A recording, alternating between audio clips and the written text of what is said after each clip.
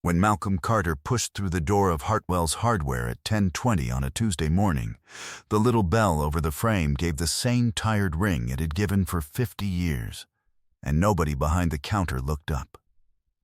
The store smelled like sawdust and cut keys, and the dusty green smell of the fertilizer stacked in the back. The wood floors creaked under his boots. Ceiling fans turned slow over aisles of bins and bolts. 4 championship rings sitting in a safe 4 states away. A net worth past $400 million. One of the most recognizable faces his sport ever produced. In a plain brown work jacket, a ball cap pulled low, jeans and boots with the heels worn down. And not one person in Hartwell's knew it, because nobody expects a legend to be standing in the plumbing aisle on a Tuesday, and the mind does not put a fortune in a worn work coat. He came to this store on purpose. He could have had anything in it delivered by truck. But Hartwell's Hardware was the store his uncle used to bring him to when he was a boy, and being in it was the closest he could still get to a man who was gone. He had been in the store 4 minutes when he heard the manager start in on the old woman. She was small and stooped, in a faded Hartwell's apron, somewhere in her 70s, standing at the register where a tablet had replaced the old metal till, and she was struggling with the tablet, tapping and retapping with one careful finger, while a young manager in a crisp company polo loomed over her shoulder. "This is exactly what I'm talking about, Edie," the manager said, not bothering to lower his voice. 2 minutes per transaction. 2. Corporate sees these numbers and they see a problem. I've covered for you long enough. He pulled a folded paper from his clipboard. I'm going to be straight with you. Today's your last day. We're letting you go. Effective now. It's not personal. It's the metrics. You can clean out your locker. The whole front of the store went quiet. A man at the paint counter froze with a stir stick in his hand. 2 cashiers stopped mid-scan. And the old woman in the apron did not argue, did not cry, did not make a sound. She just looked down at her own hands on the counter for a long moment, and then she said, soft, all right then," and she took off her apron and folded it, neat, the way you fold something you have worn every day for a very long time. And Malcolm Carter stood in the plumbing aisle and watched all of it, and said absolutely nothing. But he did not go back to his shopping. He stood very still, and his eyes moved across the front of that old store slowly. And 3 things landed on him one after another. The first was a photograph on the wall behind the register, framed, faded, almost yellow. A young couple stood in front of this very store. The same hand-painted Hartwell's sign over their heads. A man and a woman in their 30s, paint still wet on the new lettering, holding hands and grinning like they had just done the bravest thing of their lives. He looked at the woman in the photograph a long time, and then he looked at the old woman folding her apron, and something began to move in his chest. The second was the way she touched the counter. As the manager talked at her, she had laid one hand flat on the worn wood of the front counter, on a spot rubbed smooth and dark, and her thumb moved over that spot without her seeming to know it, back and forth. The way you touch a thing that is part of you, the way a person touches a doorframe of a house they grew up in. The third came when she lifted her head, and her eyes passed over the store, and landed, by accident, on the big man in the brown coat in the plumbing aisle. She squinted at him. Not the way people squint when they recognize a famous face. The other way. The way an old person squints at something from a long time ago. "I know you," she said quietly, half to herself. "You used to come in here. Tall little thing. You'd ride the bottom of the cart while Roy did his shopping." And Malcolm Carter's breath stopped in his chest, because nobody had said that name to him in 21 years. Now here is the part that nobody in Hartwell's Hardware understood yet. The slow old woman the manager had just called a problem and let go for her numbers. The woman folding her apron to go clean out a locker, was not just any clerk who had hung on too long. She was the single most important person in that entire building, and the young manager firing her had no idea.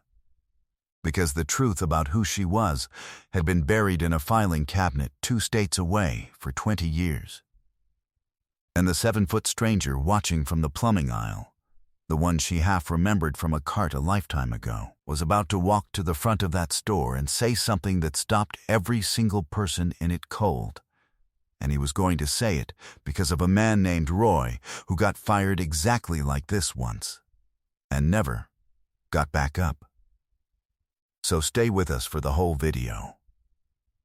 Malcolm Carter's parents could not raise him, and so the man who did was his Uncle Roy. Roy was his mother's older brother, a wide, quiet man with hands like work gloves even when they were bare. And he took in a too tall, too angry boy with nobody else, and he made him into something. Roy worked as a maintenance man, 30 years for the same property company, fixing what other people broke, keeping the boilers running and the lights on in buildings full of people who never learned his name. It was humble work, and Roy was not humble about it, not in the wrong way. He was proud of it the right way. He used to take young Malcolm to Hartwell's Hardware on Saturdays, because a maintenance man is always needing something, and he would walk the boy down these same aisles and teach him the name of every tool and how to hold it and what it was for, and he would let the boy ride the bottom of the cart, and old Miss Edie would slip the boy a butterscotch from the dish by the register, and the man and the boy would go home and fix something together. And that was the whole of Malcolm's happiness for years. Roy had a thing, he said, every Saturday, walking these aisles. He said it because he had spent 30 years being looked through by people who saw a uniform instead of a man, and he never wanted his boy to do that to anybody. "Don't you ever look at a working person and see a job, Mal?" Roy would say, picking up a wrench, turning it over in his big hand. "Anybody can see the apron. Anybody can see the broom. You look harder than that. You look and you see the whole entire life standing behind it. Every old fella stocking a shelf was somebody's whole world once. You see the person, never the position." And then the company Roy gave 30 years to got bought, and the new owners brought in efficiency. And they decided a 63-year-old maintenance man was a number on a spreadsheet that could be smaller, and they let him go. Restructuring, they called it. Roy came home that day and sat at the kitchen table in his work clothes, with nowhere to go in the morning, and a proud man who had said good morning to the world through his work for 30 years suddenly had no way to say it anymore. He got small. He got quiet. He stopped fixing things. And within 2 years he was gone, and Malcolm, who was just starting to make real money, just getting to the place where he could finally have given his uncle one easy day, always believed in the deepest part of himself that it was not Roy's heart that failed. It was the work being taken from him. "You take a man's work," Roy used to say. "You best be ready to take his good mornings, too." So Malcolm came back to Hartwell's, years later, dressed like nobody, just to walk the aisles where a wide, quiet man had taught him to see people. And he had walked in this Tuesday morning to find a young manager in a crisp polo firing a slow old woman for her numbers. And it was Roy at the kitchen table all over again. The young manager was named Trent, and Trent was the antagonist, and Trent was scared half to death. Trent was 31, and Hartwell's was his first store as a manager, and he had been flown in by the regional office 4 months ago with one job: bring the labor costs down or the location closed, and Trent went back to assistant manager in a town he hated. He had a spreadsheet from corporate, and on that spreadsheet every employee was a row, and the rows were sorted by a number called labor efficiency, and at the very top of the cut list, highest tenure and slowest transaction time, was a name he barely registered as a person: E. Hartwell.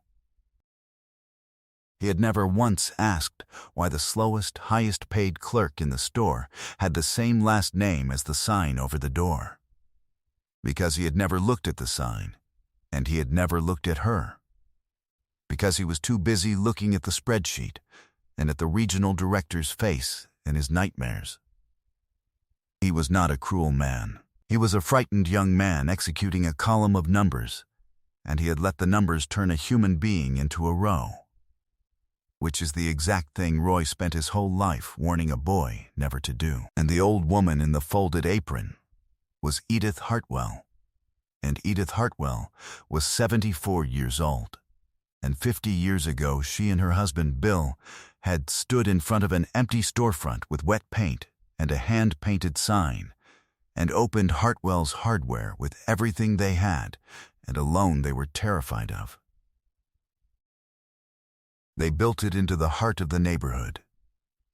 For 30 years it was theirs, every bolt and bin, and Edie knew the location of every single item in that store, the way you know your own kitchen in the dark. No computer, just 50 years of it in her hands. When Bill died and the big chain came offering to buy the store 20 years ago, Edie sold, because she was tired and the money was real. But she asked for exactly one thing in the deal. In writing. She did not ask for more money. She asked that she be allowed to keep working the floor of the store she built, for as long as she lived. Because that floor was where her whole marriage and her whole life had happened, and the thought of being shut out of it was worse than the thought of dying. The chain's executives, charmed by the old woman, had agreed, had put it in the contract, a lifetime employment clause, and had shaken her hand. And then those executives retired or moved on, and the contract went into a filing cabinet, and 20 years passed, and a frightened 31-year-old with a spreadsheet got flown in who had no idea that the slow, expensive clerk at the top of his cut list was the woman whose name was over his head, working the only floor she had ever wanted to stand on, exactly as she had been promised she could until the end. The store was firing its own founder, and only the founder knew it, and she was too proud and too gentle to say so.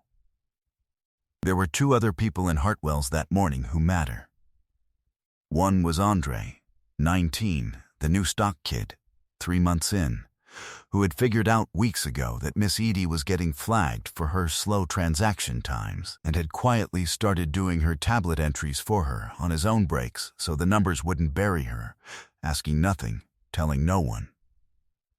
When Trent fired her, it was Andre who set down a box of nails and said, out loud, in front of everyone, "That's not right, Mr. Trent. She forgot more about this store than the rest of us will ever know. You can't just." And Trent had cut him off and said maybe Andre would like to be next, and Andre had a little brother at home and that job mattered, and he stood there anyway, because some people do the right thing exactly when it costs them. The other was Miss Fay, 66, the veteran cashier who had worked beside Edie for 30 years and knew the whole truth. The founding, the lifetime clause, all of it. Fay had been too frightened of corporate and too close to her own retirement to say a word out loud for years, and the silence had been eating her alive. She stood at her register with her hand over her mouth as her best friend folded her apron, the truth screaming in her chest, finally too big to hold. It moved fast toward the end. Trent, rattled by the stock kid, doubled down the way scared people do, and told Miss Edie that someone would walk her to her locker, and Edie nodded and picked up her folded apron and turned to go, with dignity, without a fight, exactly the way Roy had folded up his own 30 years and gone quiet at a kitchen table. And Malcolm Carter watched a good old soul accept being thrown away for the second time in his life, and something in him that had been silent for 21 years stood all the way up. He stepped out of the plumbing aisle and walked to the front of the store, and his size alone turned every head. And he stopped in front of the register, and he did not raise his voice. "Before she goes anywhere, Malcolm said quietly.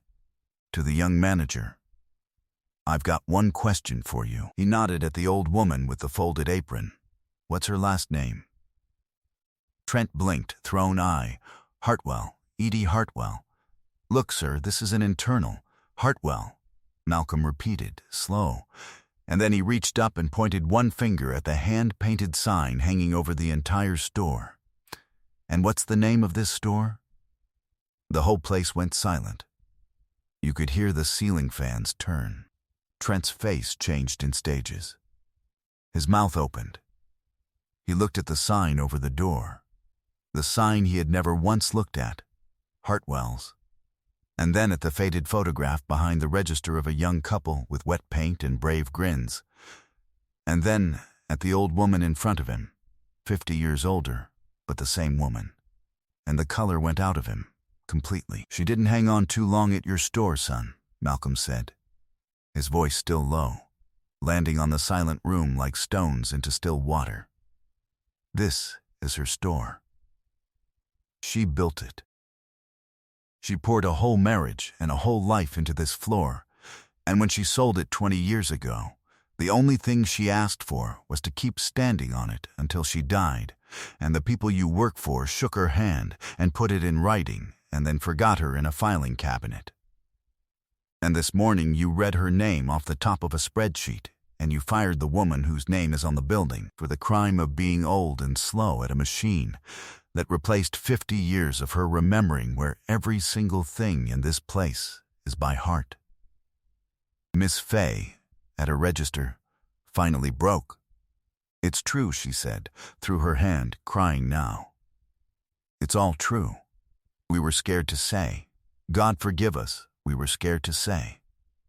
And then Malcolm took off the ball cap, and somebody at the paint counter said his name, out loud in pure disbelief, and the whole store understood at once exactly who had been standing in the plumbing aisle.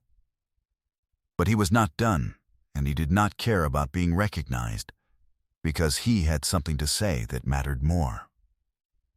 "My Uncle Roy used to bring me to this store when I was a boy," he said, to the room now. "To all of them. He taught me every tool in here. This woman used to give me a butterscotch off that counter. And my Uncle Roy gave a company 30 years of honest work. And one day a man with a spreadsheet decided he was a number that could be smaller. And they took his work away. And it killed him. It took 2 years, but it killed him. Because you take a man's work and his good mornings, you've taken the man. I have spent my whole life trying not to be in a room when this happens to a good person again. And I will not stand in the store my uncle loved and watch you do it to her." What he did then, he did without buying a single thing.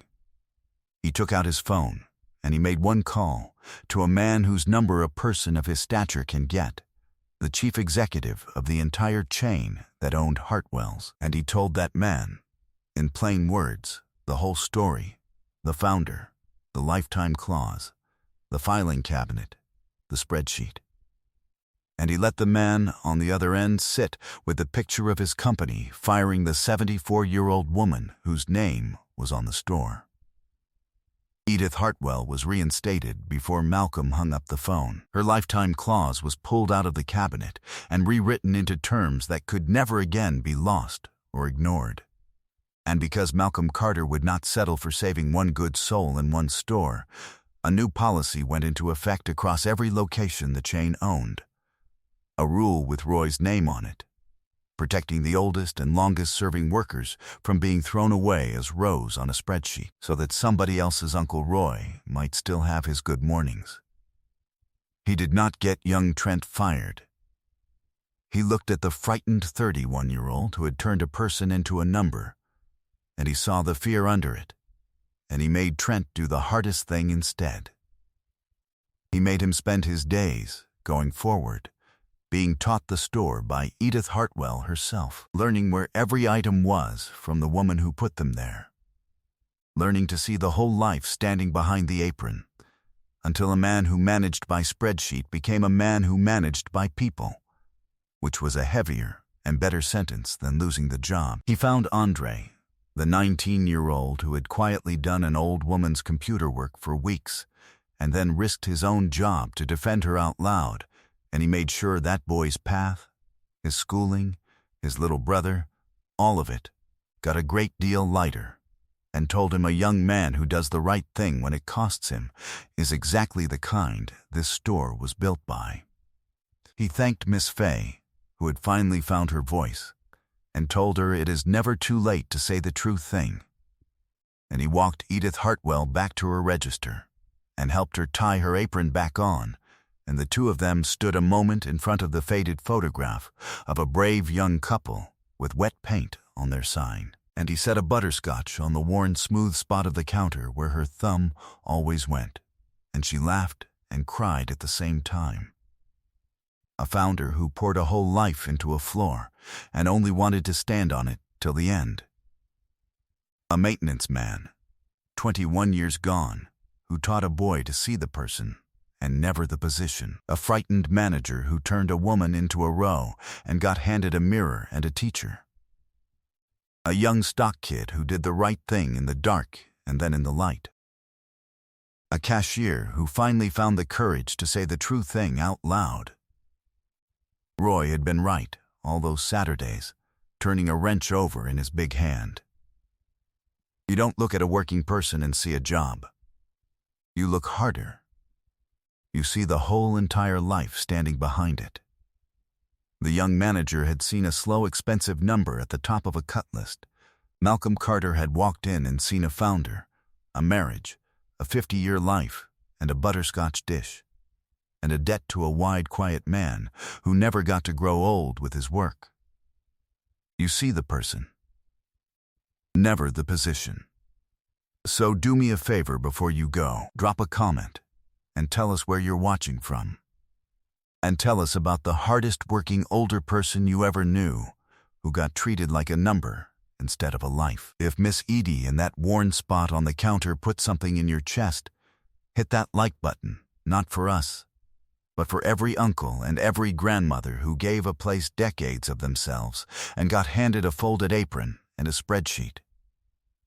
Subscribe and join this family, because we tell the stories of the people the world looks through, the ones who are a row on somebody's chart and a whole entire life to everybody who actually looks, and there are more of them coming.